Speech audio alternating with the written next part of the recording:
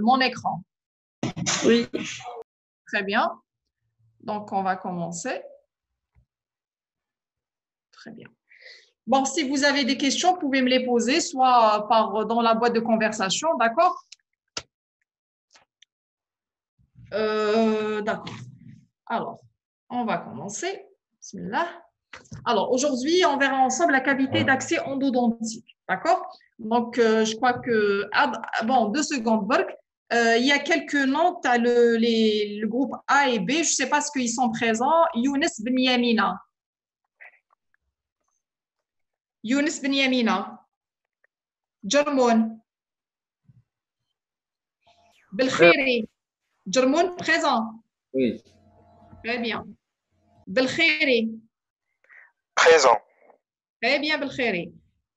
Zawidi. Zoubida.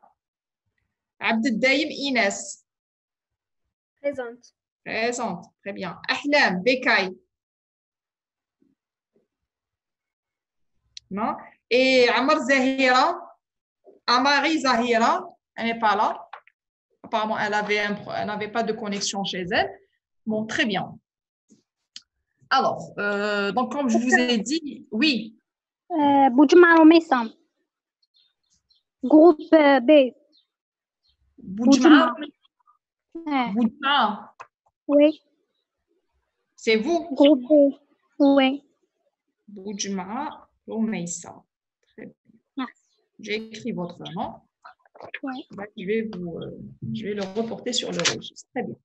Alors, bon, d'abord, bonjour tout le monde. Mohamed Zine. Mohamed Zine.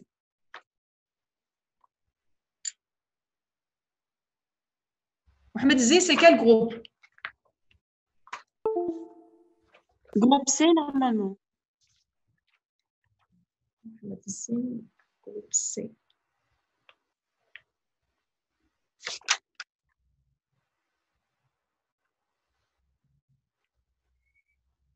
Oui, bon, je l'ai mentionné qui est. Mohamed Zine Sarah, bon, elle n'était pas là. Bon, il y a une interruption de la connexion, je crois. Alors, donc, bon, on va commencer par la cavité d'accès. Donc, la cavité d'accès, je crois que vous avez vu ça en bref avec professeur Hadji. Vous avez terminé le cours avec Madame Hadji? Non, il nous reste une partie. Pardon? Quand est-ce que vous allez le terminer, mademoiselle Ryan? Après l'Aïd, le lundi, je crois. D'accord. Donc, après, mademoiselle Hammi, vous programmez le TD de la préparation canalaire juste après son cours. Juste après qu'elle termine son cours. D'accord? D'accord. Très bien. Alors, donc, la cavité d'accès, c'est quoi une cavité d'accès? Alors, c'est quoi une cavité d'accès? Donc, une cavité d'accès, c'est la première phase de la préparation canalaire, c'est-à-dire qu'il faut passer par la préparation de la cavité d'accès pour pouvoir accéder aux entrées canalaires que vous voyez ici sur les images. Ça, c'est des entrées canalaires, d'accord? Ça, c'est des entrées canalaires, ce que vous voyez en noir. Donc, cette cavité d'accès doit être préparée et doit être bien finie. Ce que vous voyez là, c'est une cavité d'accès. Là, c'est une cavité d'accès et là, c'est une cavité d'accès. Donc, vous devriez passer par cette étape pour pouvoir accéder aux entrées canalaires, pour pouvoir également réaliser vos traitements endodontiques correctement. Donc, elle consiste à réaliser une voie d'accès intracoronaire, c'est-à-dire que cette cavité d'accès va se situer au niveau de la couronne, de forme, de dimension et de position bien déterminée et qui doit permettre un passage direct à l'orifice des canaux ainsi qu'une pénétration aisée et sans contrainte du système canalaire en direction apicale. Donc, ce qu'on comprend par cette définition, c'est qu'il faut passer par la préparation de cette cavité. Sinon, vous ne pouvez pas accéder à vos entrées canalaires et vous n'allez pas pouvoir, bien sûr, par conséquence, réaliser votre traitement canalaire convenablement. Donc, quel est l'objectif de cette réalisation de la cavité d'accès? Donc, une cavité d'accès correctement réalisée, elle devra éliminer complètement le plafond de la chambre pulpaire.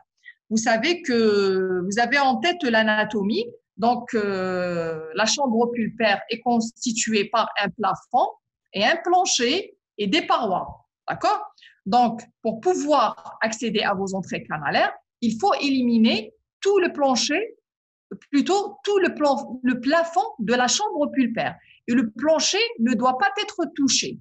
D'accord? Le plancher doit être toujours propre et conservé. Par contre, le plafond de la chambre pulpaire va être éliminé en totalité. Il faut éliminer également tout le contenu de la chambre pulpaire, que ce soit une pulpe vivante ou nécrosée. C'est-à-dire il faut vider la chambre pulpaire. Il ne faut rien laisser, que ce soit du tissu ou autre produit. Permettre de visualiser toutes les entrées canalaires. Donc, cette cavité d'accès, elle va vous permettre d'accéder. C'est comme une porte d'entrée qui va vous permettre d'entrer dans la chambre pulpaire et de bien voir et visualiser vos entrées canalaires.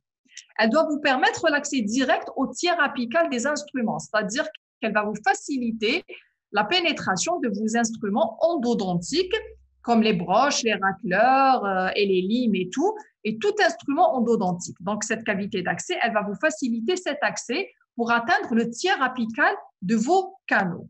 Elle doit également constituer un réservoir étanche pour la solution d'irrigation. Comme vous savez, je ne sais pas ce que vous avez parlé de ça dans le cours, mais sûrement, quand vous allez faire votre plutôt mise en forme canalaire, vous allez utiliser des produits d'irrigation.